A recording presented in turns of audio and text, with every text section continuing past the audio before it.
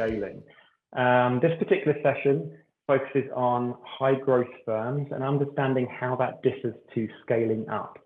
Not just from a definitional perspective, but what does it mean for policymakers and practitioners that are working with organizations in a scale up and growth phase of development? I'm delighted to be joined by three panelists that have expertise transcending the globe around scale up and growth. And so really looking forward to this particular conversation. Alex Coad, who's online, is a professor at Waseda Business School, specializing in firm growth, performance and entrepreneurship, and innovation policy. He has 15,000 citations, an H index of over 50. Just to say, a lot of people know him, a lot of people reference his work, and he's a top editor at a range of journals. Mark Hart is a professor of small business and entrepreneurship at Aspen Business School, associate director of the Aspen Center for Growth, and program director for the Goldman Sachs 10,000 Small Businesses program. So Mark not only has worked in academia, focusing on high growth firms, he's also applied that thinking through his academic directorship within the 10,000 Small Business programs and comes into contact with hundreds, if not thousands, of companies on a monthly and yearly basis through that program. He's also the recipient of the Queen's Award Enterprise in the UK, focusing on SME growth and productivity research. And then we have Jonathan Levy. Jonathan is a professor of entrepreneurship and regional development at the University of Galway and co-founder of the Centre for Entrepreneurship Growth and Scaling. He's also a board member of the European Scale Up Institute. Last week, they held their second Scale Up Global Conference, which was a fantastic event.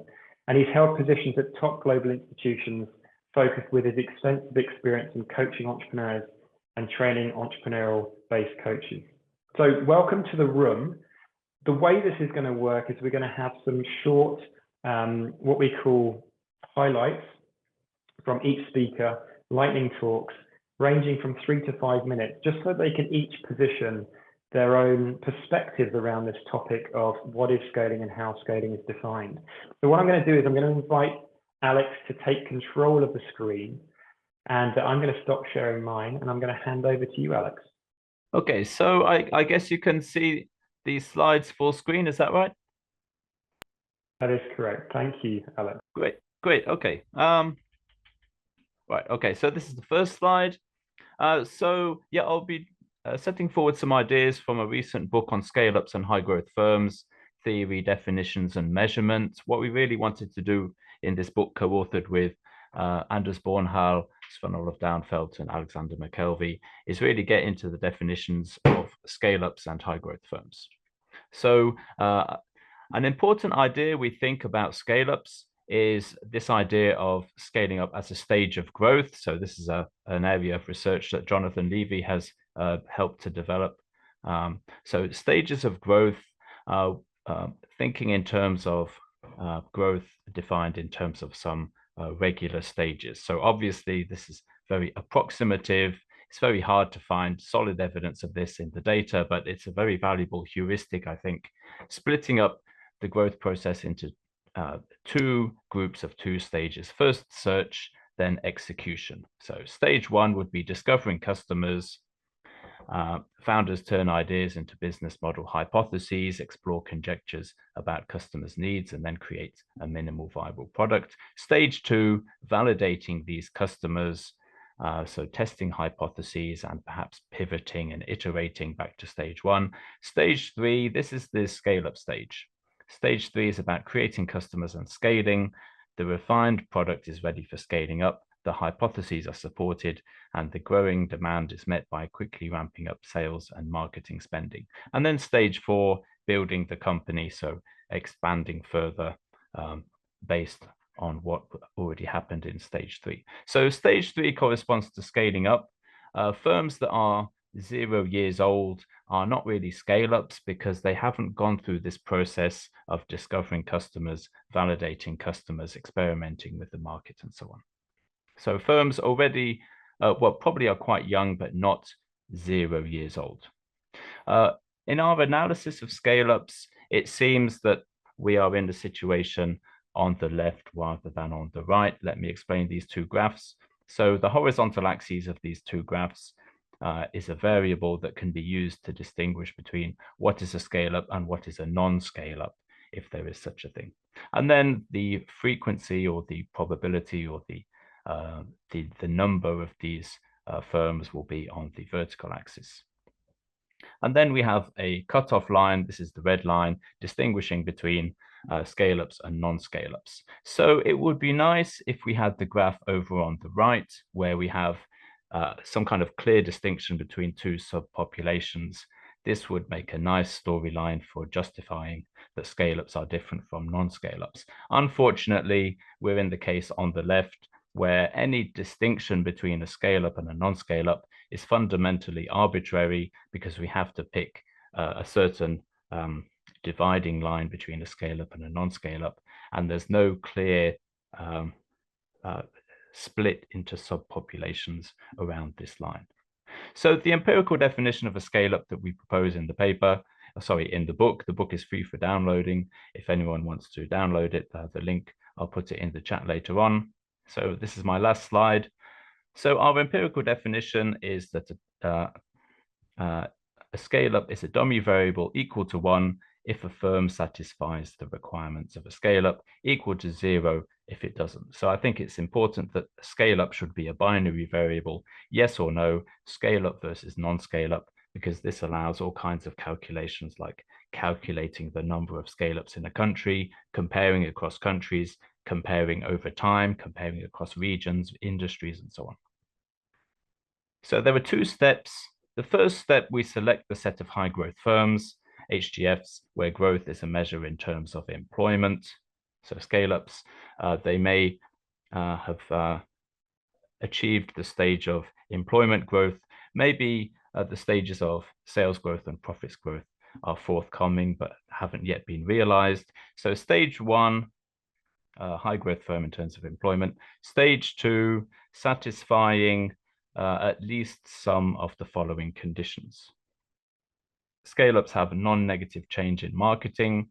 So scaling up is a period where you've solved the problems relating to product market fit, and you just want to invest in marketing, a burst of marketing to expand with the overall growth. Or another possible condition could be the age of scale-ups is below the median, because scale-ups are often, but not always, relatively young, although not exactly age 0 either, as I mentioned earlier. Scale-ups have a non-negative change in intangible assets, because intangible assets are relatively scale-free in terms of the category of assets, or in terms of the category of resources that firms have. Condition 4, scale-ups have a non-negative growth of inventory. So this is they're ramping up production because it's relatively low cost. The marginal costs are low of finally getting to the stage of ramping up production. Scale-ups are in the digital or ICT sector. Of course, not all scale-ups are in this sector, but if you're in this sector, I think you're more likely to be a scale-up. So this condition number 5, for example, just highlights that you don't have to satisfy all 7 conditions, but you have to satisfy at least, say, 4 or 5. For scale-ups, growth of sales is faster than growth of employees because of the economies of scale implied in scaling up. And scale-ups have high margins, for example, operating margins above 30%. This is a theme often mentioned in the scale-up literature, the literature in the area of venture capital in Silicon Valley and so on. So the second step, firms do not need to satisfy all 7 conditions because there are so many exceptions, there are so many outliers in the category of scale-up when we think about scale-ups in terms of companies like Uber, companies like Airbnb, companies that have been theoretically described as prototypical scale-ups, even before we look at the empirics on it. Also, we don't want to select a number of firms that is too small, because this would raise problems, not least for the empirical analysis. So firms that satisfy 4 or 5 out of 7 conditions in the second step can qualify as scale-ups. Okay, I'll leave this slide here and I'll stop talking. Maybe I'll just take the slide down. Thank you, Alex. And for those that are watching, thank you for that academic definition, which provides an underpinning of how, on your end, Alex, you obviously identify companies, scale-up companies to study within research. So it's really helpful to see the kind of criteria that you're using from that perspective. I'm now going to invite Mark onto the screen. So Mark, if you'd like to, we can see you, that's great. If you'd like to share your perspective on this, because I know that you'll have views and maybe they contrast with that of Alex, particularly given your experience with the small business, 10,000 Small Businesses program as well, from the work that you've done academically and for policymakers. So over to you, Mark. Okay, thanks very much, Simon. I've shared my screen. Let me just put it on slideshow, and perhaps you can let me know if that's come through okay for everybody. That's perfect. Okay, well, look, coming at this from a slightly different perspective than Alex, obviously we've been following each other's research over many years now, but I want to actually focus on some of the policy problems, issues that we've got in this whole debate about what is scaling. And you can see I'm using the word scaling as opposed to the notion of scale-ups. And this is where I start. I mean, I think, you know, we should be very careful about whether we can claim. This is where the policy issues get confused, I think, about being able to identify scale-ups. So I think that, you know, listening to Alex talk through the various steps, et cetera, I think we need to be very careful about that. A lot of the research I've been doing since the early noughties has been using longitudinal data sets of populations of firms in the private sector. I think one of the things we really need to understand, and I think Alex made that point very clearly, is the interplay between firm size and age when we think about any analysis of the scaling process.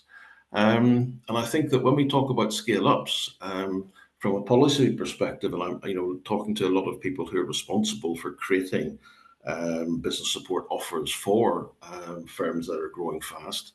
I think that this notion that the number of scale-ups is important and we can track that over time.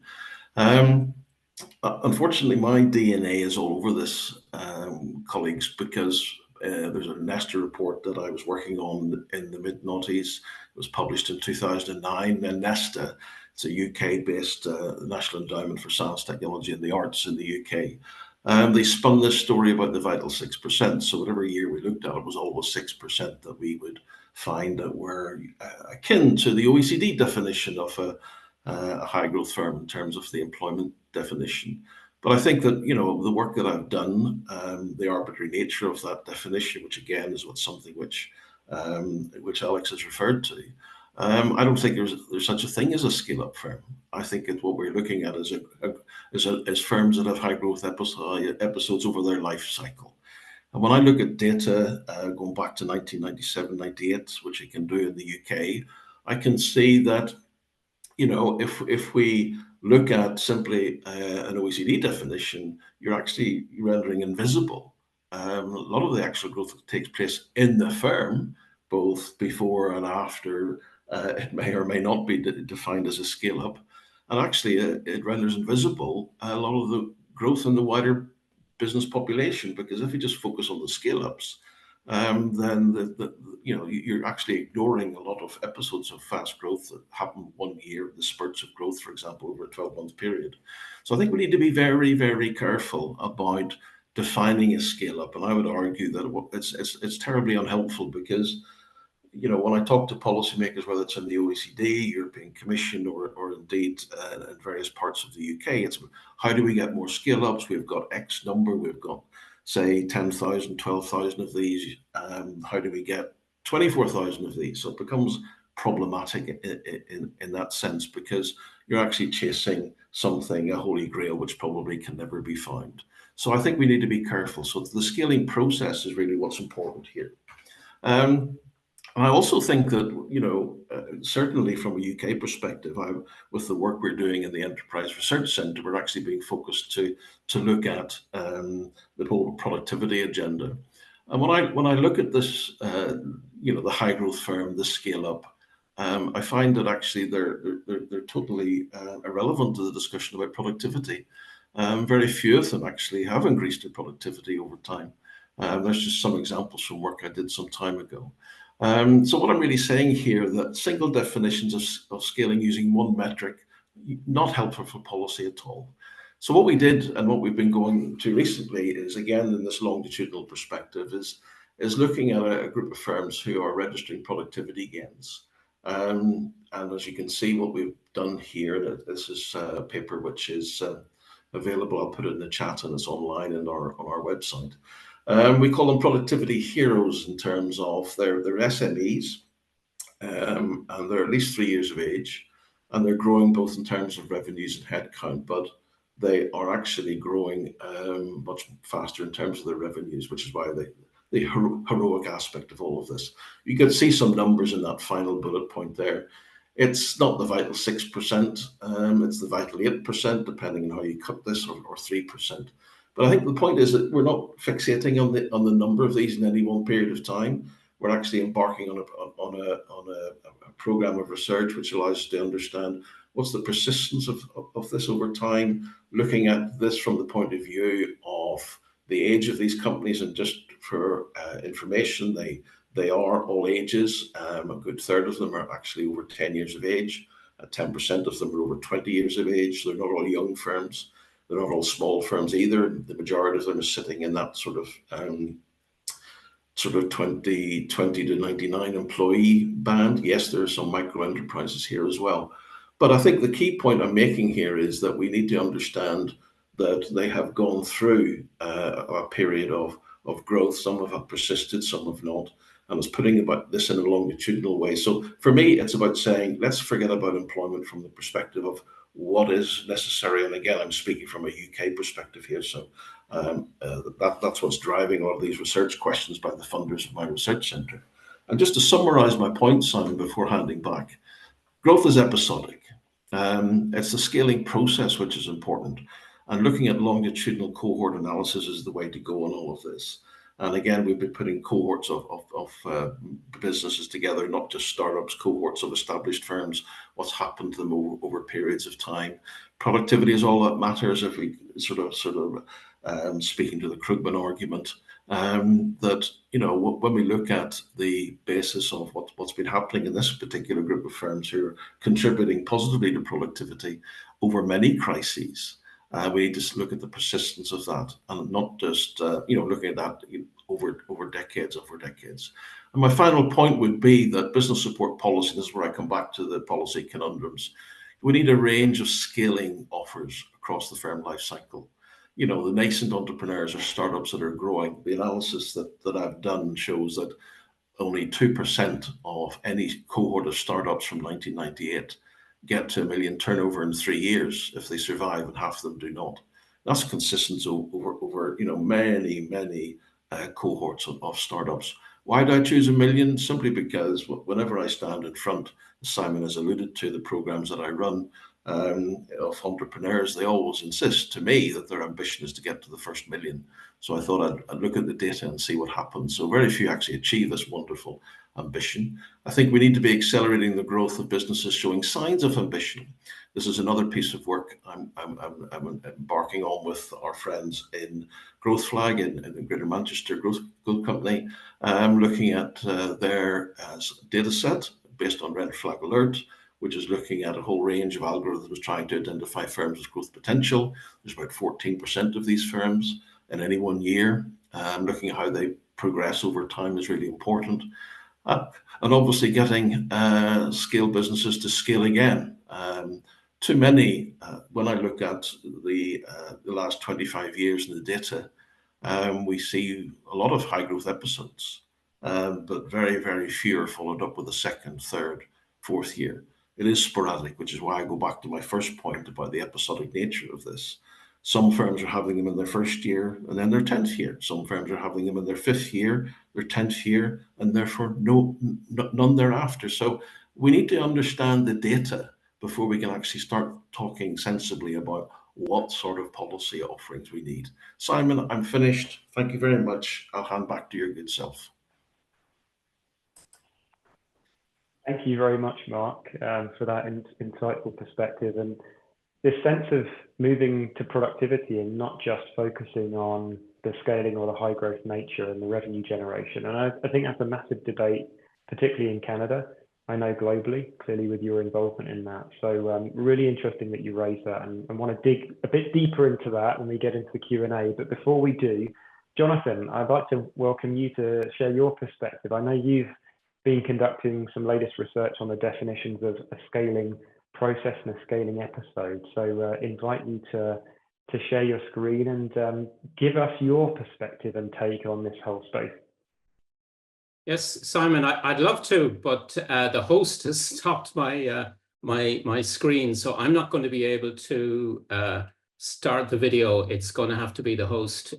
So hopefully they'll do that at some stage over the next minute or two. So I'll just follow on from what Mark and Alex have been talking about. As you said earlier, Simon, you and I are just back from the European Scale-Up Institute conference, and there was really very little agreement on what scaling is. If it's to be a useful concept for everybody, we do need to kind of agree on what it is. And I think most people didn't really get beyond I know it when I see it. So a couple of years ago, I and my colleagues in the University of Galway did what we call a Delphi study of experts in scaling to try and find out what they thought scaling was. So this is about 40 people from around the world, scale-up managers, policymakers, academics like myself, and service providers to scaling firms like venture capitalists. And guess what? They didn't agree either. So we went back to first base, really, to first principles, and looked at mathematical definitions of scaling. And then it started to become clearer. So our basic definition of scaling is that it's a time-limited process of exponential growth, and that's what differentiates it from growth in general. So it's a subset of growth that's exponential. So it's proportional growth over time. That's a very simple definition. And that also helped us to realize that when people are talking about scaling, some of them are talking about what I might call volume scaling, which is proportional growth of, say, revenues, outputs. Could be revenues or could be profits. And others talk about growth in inputs, say employment or finance. And the more we got into it, the more we realized that some firms might scale their inputs faster than their outputs, and others scale their outputs faster than their inputs. And you can see there's a connection there to productivity. And also this scaling process often doesn't last very long. So if you think of an outlier, say Amazon, that scaled between 20 and 40% per annum over 20 years, very consistent. You compare that to another firm which over the long term, on average, grew at about the same rate. That would be Workhuman, which turns out to be, it happens to be Ireland's first unicorn. It didn't scale consistently like Amazon did. In fact, growth flattened off about 5 or 6 years after it started in 1997. It didn't really take off again until the founder moved from Ireland to America. And then it started to grow linearly, not scaling, but growing linearly. It then was about to do an IPO, and the market went cold. And after that, it really took off, and you could see the proportional growth year after year until about 2019 or so, and the start of COVID, when it started to grow employment, thinking that it was going to grow its revenues incredibly fast. And as it turned out, it didn't. Like a lot of similar B2B digital-based firms. So, so there's volume scaling of inputs and outputs, and then there's what you might call efficient scaling, which links to Mark's point about productivity, which is scaling outputs relative to inputs. And then, of course, if you put the two together, you have efficient volume scaling, which is really interesting, because then not only are you capturing market space, but you're doing so, you're building efficiency into the process, and probably sustainability as well. So, so it's not really a one size fits all. There's a number of different types of scaling that we really need to consider here. And with that, I think I'll hand back to you, Simon. Fantastic. Thank you, Jonathan. And we had you on screen, so everyone could see you, which was great. So there's been different perspectives given, but what I'm taking from this is, first of all, growth is episodic. So growth occurs in episodes. It's not sustained over the long run. The scale-up companies, or the scale-up definition, is a subset of a high-growth firm. And so the reality being that high-growth firms are already relatively rare, but scaling as a subset of that, they're even rarer. So one of the questions I guess I would start with, particularly for those policymakers that are on the call today, is where do policymakers go with that sort of data? Now, I know historically we've had this conversation about picking winners. Do you feel from the panel, and I invite whoever would like to go first to sort of speak to this, do you think that we should at a policy level pick winners? Do you think we should go after specific types of organizations, whether they be scale-ups, whether it be slightly broader definition around high growth firms, or should we be focusing on a diversity of business support and policy making? So I'll push that out to the panel just to give your perspectives on that. Jonathan. Shall I try and kick off?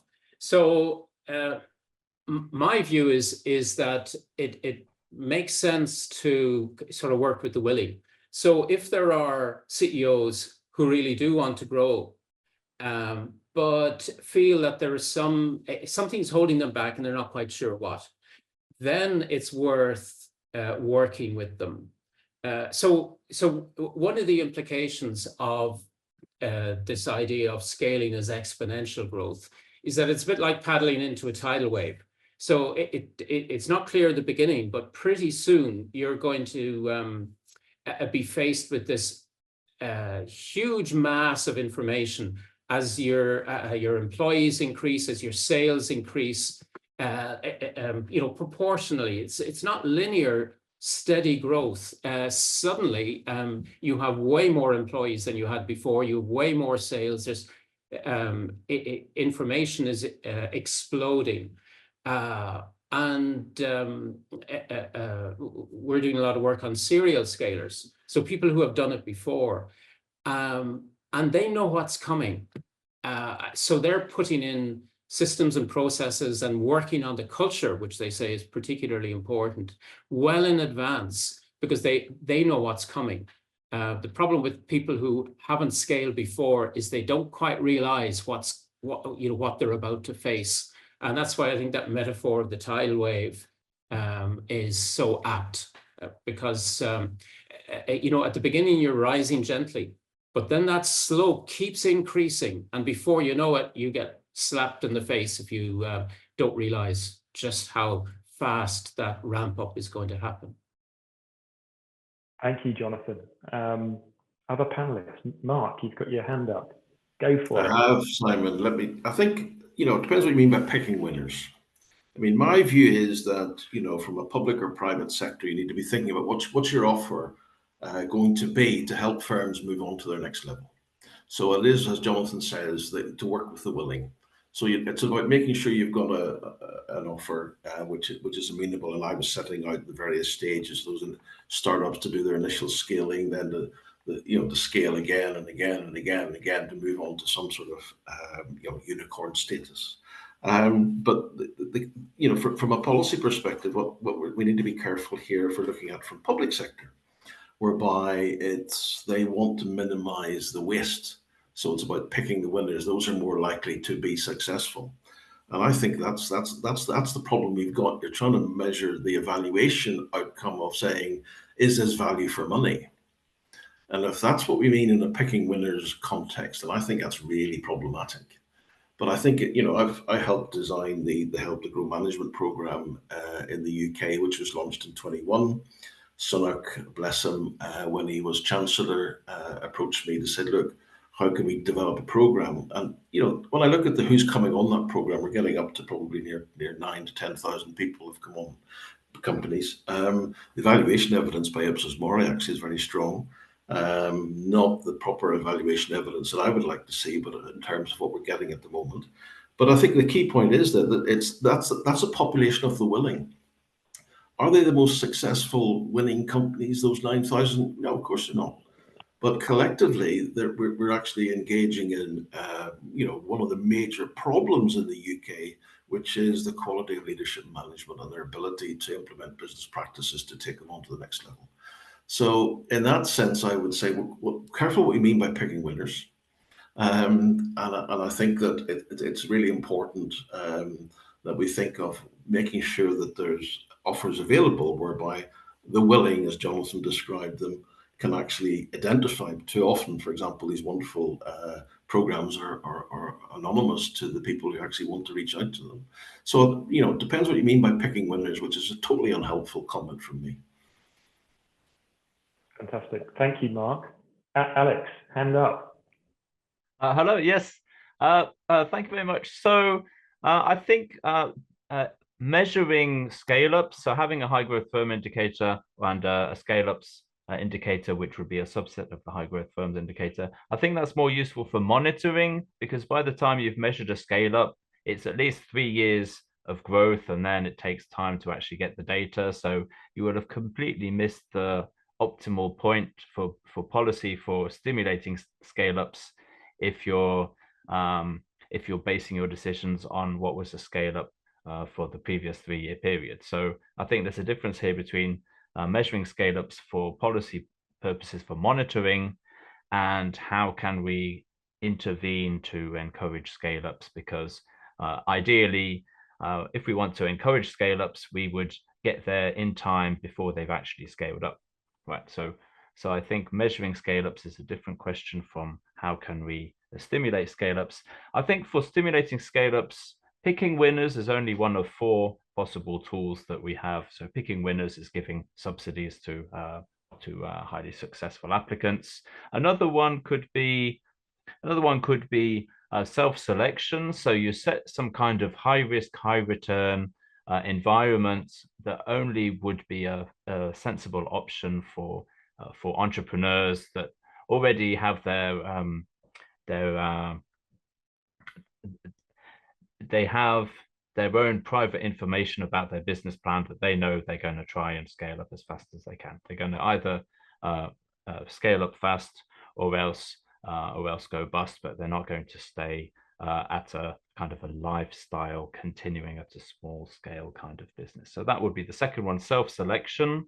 The third one would be milestones. So don't release all of the funding at once, but in line with real options theory, you just release the funding conditional on milestones. And the fourth one, which might sound ridiculous, but it has several advantages: random allocation of support to a certain subset that have passed a minimum set of requirements.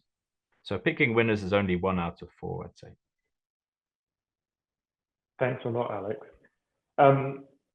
You know, one of the things, Alex, that you just mentioned is there is a chance here that we're measuring something after the horse has already bolted, so to speak. So it's this reality that companies are already scaling, already achieving high growth. What can we actually really do about that when it's already happening amongst those organizations? And can we affect or impact that scaling or growth process? And should we, from a policy perspective, I guess? So one of the things, before we get onto some of the practical implications of this for the audience, that I'd like to quickly just share and have a conversation out from a policy perspective is, what are some of the predictors of scale or high growth? And I know you've started to speak to this, Mark and Jonathan, in the work that you've just shared, but this sort of work with the willing. Now, we know that ambition is one of those key aspects, that if a business owner or leader has ambition and willingness to grow, it kind of starts there.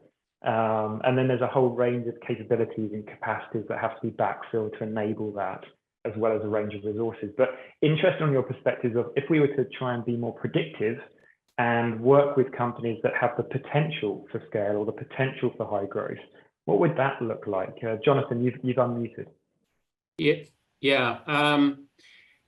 Well, in addition to that ambition, I would say product market fit. That's a the basic requirement where customers are coming back to you for more. In fact, I did a study with Elie Guimond a few years ago. We looked at 20 years of data in the Israeli technology incubator program. So we tracked about 30% of all the businesses that entered or even pre-start teams that entered those incubators back in the 1990s, and tracked them over 20 years. And the one thing that was a long-term predictor of both survival and growth was early sales. So it's that contact with the customer. In fact, there's a paper that's very recently come out on that sort of customer engagement process, showing that again, it's early sales, contact with the customer, getting positive customer feedback. That's a kind of a leading indicator, I would say. And in fact, when I work with companies that think they're about to scale, a lot of them, when they really test for product market fit, they discover they're not quite there yet. Fantastic, John. Thank you for sharing that. And yeah, I would agree with that component around really being close to your customers, but truly understanding your customers, testing, iterating. Obviously, part of some of the methodologies that are out there to move towards that product market fit. And we'll talk more around that on practice day, of this need to scale the customer growth engine. How do you do that? There's actually a session on Wednesday, part of practice day, to explore that in greater detail. Mark, your perspective about predictors, how do you feel that? I mean, well, one of the predictors I see in the data, Simon, is, go figure, prior growth is a great predictor of future growth. The models aren't robust in all instances, but there's something there. So when I look at a company that's coming onto a program, for example, I look at mindset, I look at the actual ambition, yes. I look at their opportunities, but anybody can put their finger in there and say, yeah, I'm going to grow by 10 million in the next 2 years. But what I then say, what have they been doing in their chosen markets? And that's Jonathan's point. Have they got traction? What sort of customers have they got? Is it just one-off contracts they're getting all over the place? Is there some sort of longevity with their customer base? So there's a whole qualitative set of issues here. Unfortunately, you see, the problem we've got is, when we do a lot of this research, is we're using databases, certainly the ones I've used in the past and I'm moving away from now, have no variables that are really blooming used to us. Yes, you can look at prior growth, but it's so much more subtle than that. A lot of companies I'm working with, whether it's Data City, Data Gardener, Red Flag Alert, they're scraping a lot more information from LinkedIn, for example, about who are the people who are actually holding key management positions in the company in terms of CFO, CTO, COO, CEO, and their histories as well. So all of that information is becoming really, really important in real time, because too often as academics, and as I come to the end of my academic career, I guess, after almost 46 years, we're now getting to the stage where all the exciting data is coming on, so I better stop my retirement now for another 20 years to enjoy it. But I think the key thing is that, we've been constrained by data. And I think Jonathan's point about, tracking businesses over 20 years and collecting a lot of information is really important. And I'm trying to encourage one of the banks in the UK I'm working with is to sweat their assets more. And I know that another bank I worked with Alex in the past and other colleagues on just doing that. There's a lot more information we can glean to help this debate. But I do appreciate I would concur with Jonathan's point. Prior growth, traction in the current markets is a really good predictor of what's going to happen in the future alongside other key variables. Thanks a lot, Mark, and great to have that confirmation. Great to hear those sorts of things. So for those on the call today, if those are the things that you're doing, if you've experienced some growth, if you've gained that traction, you've seen that product market fit, but you also have that drive, that ambition and willingness to grow in that mindset, you're going to be, a long way along with the opportunity to hopefully grow and scale in the future.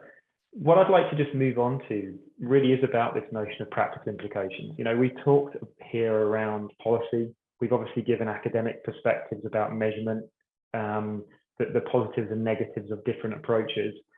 What about from a practitioner perspective? So whether there are advisors on the call today or also business leaders, what is important about this whole debate and conversation about how you define growth and how you define scaling?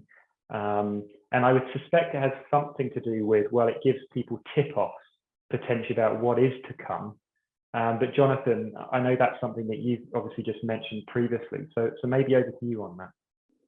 Yeah, so I think the implications of distinguishing scaling from growth are that that kind of tidal wave effect. So you've got to anticipate it and build for that radically higher level of scale.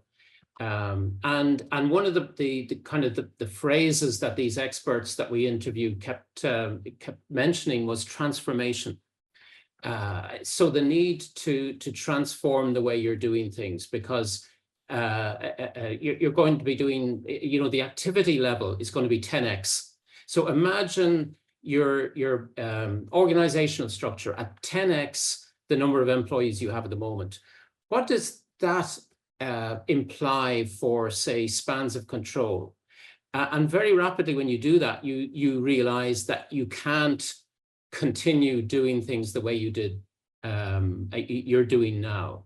You're going to have to delegate. You're going to have to restructure. If you're going to have 10x more employees, those are people who are coming into the business who haven't been with it from the beginning. They're bringing a different set of values. And unless you somehow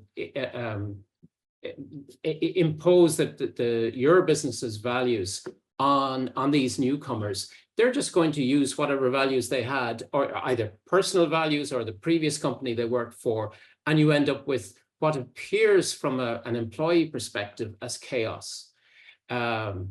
Standard operating procedures. So what might be okay for a startup where you kind of figure it out as you go along is not okay at 10x sales or 10x numbers of employees. You've got to standardize the operating procedures. So there's all sorts of implications. There's also the implications of moving into new markets, some of which may be geographically far away. I know you're going to talk about that later.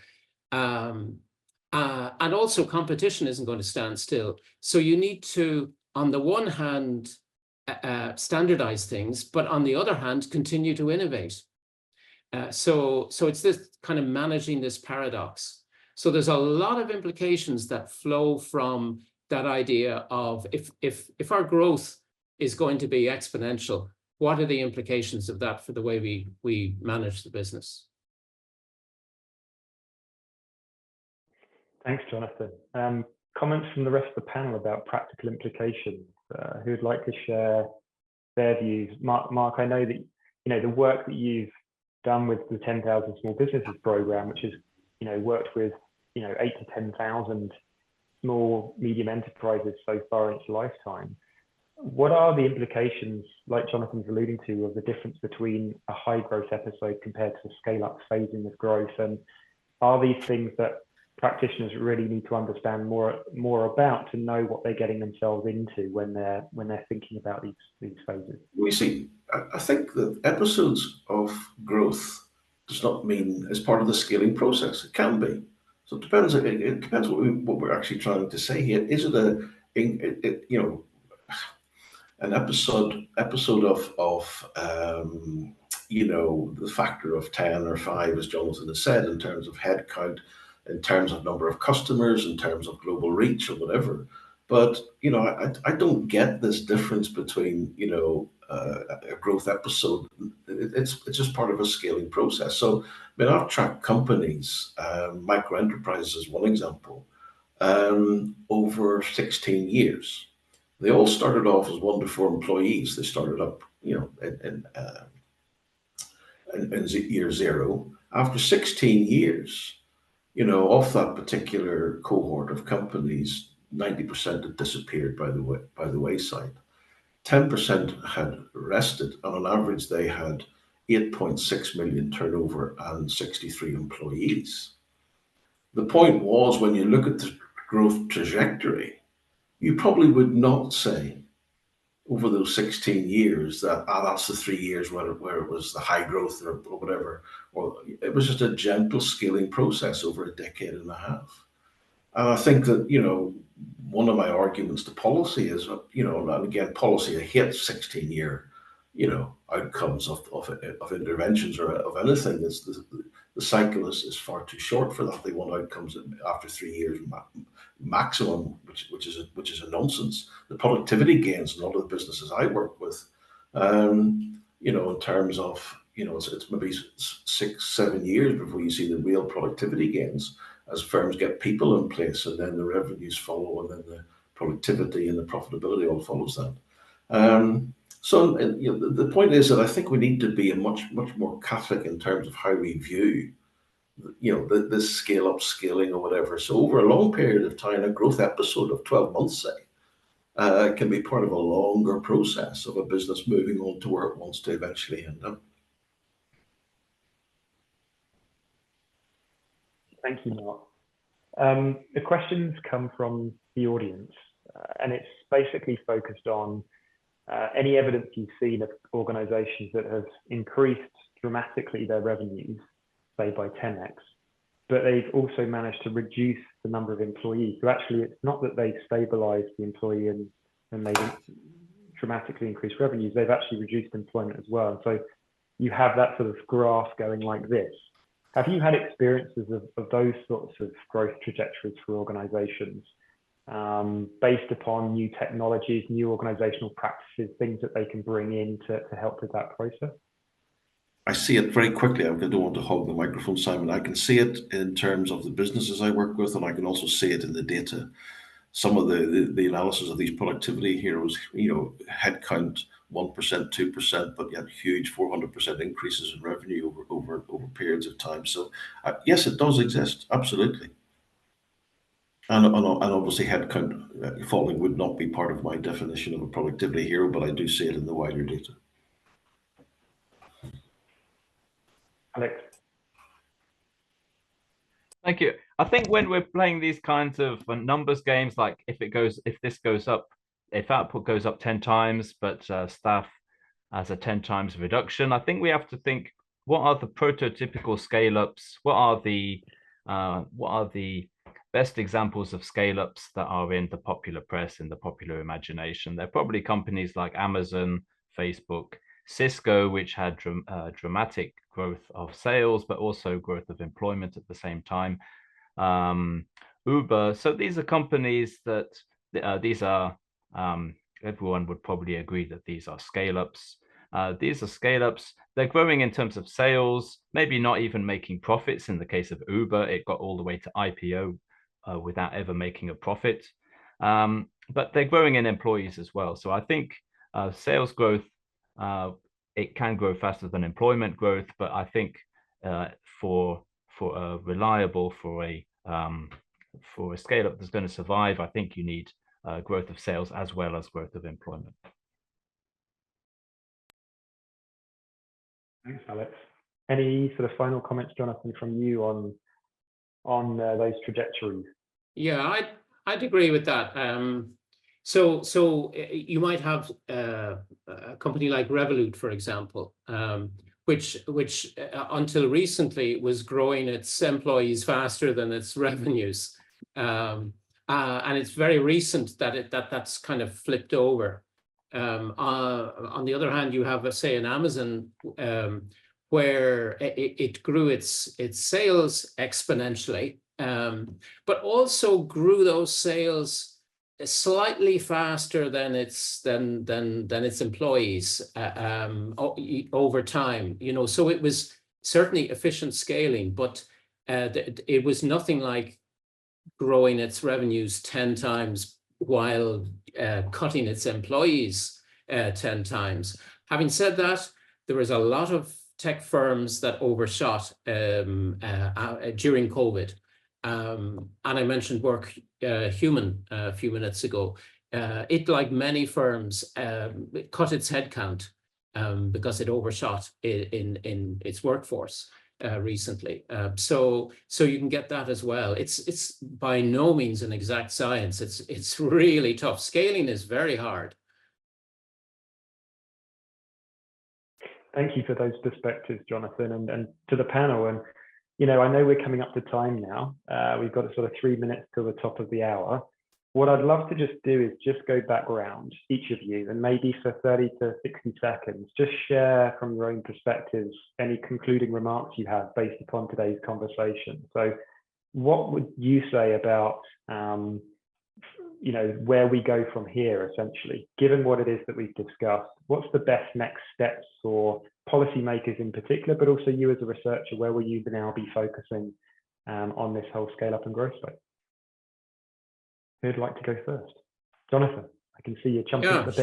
Sure. So one of the things that we're looking at, and I know you're going to be meeting my PhD student, Sarah Bone, a little later, is learning from serial scalers, people who have done this before. You know, there's a lot of wisdom there, but it's distributed. And if we can just tap into that wisdom, I think there's a lot we can learn about how you manage scaling. Because it is a bit like paddling into a tidal wave. It is really tough. And the interesting thing about these serial scalers is that they seem to be very calm about their job. They've seen it before and they know what's happening, what's going to happen, and they're building in systems and processes and working on the culture and mentoring the CEOs. So how they do that, that's a really interesting question for the future. Mark?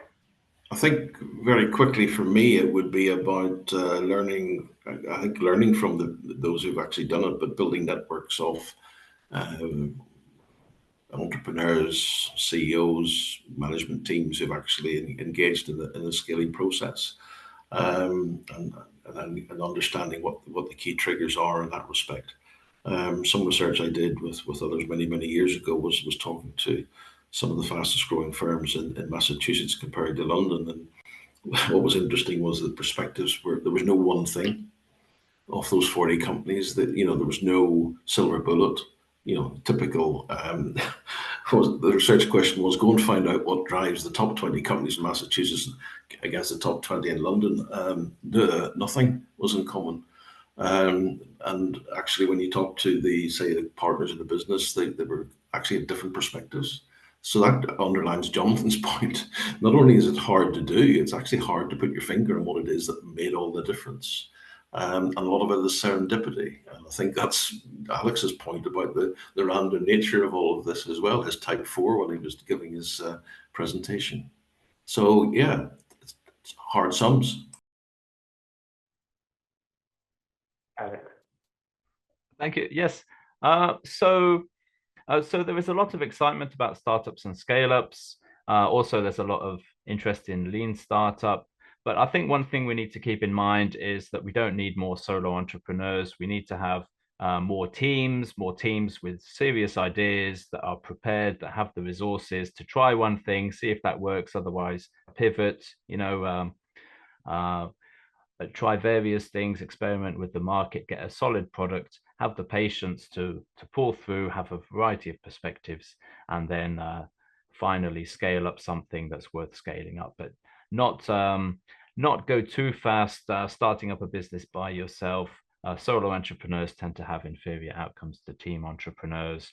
There is an idea in the blitz scaling literature that you should jump off a cliff and build an aeroplane on the way down. I think that's not a useful way of thinking about all of the risks and challenges of starting up a business. That's more like survivor bias masquerading as a strategy than serious advice for entrepreneurs. So entrepreneurs need to avoid kind of unhelpful, over-optimistic advice like that. Well, thank you, all three of you, for this conversation today. It's been hugely enlightening. You know, we've gone through all sorts of definitions around scaling and growth, and I know we're going to share not only this video, but also a little bit of an insight output from today's conversation, so we can keep this conversation moving. But yeah, thank you from the Scale Up Week team here as part of Evidence Day, discussing what is scaling. Wish you the best for the rest of the day. And I know, Mark, you're going to be joining us for session number 3 on global growth programs. So looking forward to bringing you in on that. But all I have to say is thank you very much. And we'll now move into an intermission before starting our next session at 1:15. So have a great rest of your day, everybody. And we'll see you again online in 15 minutes.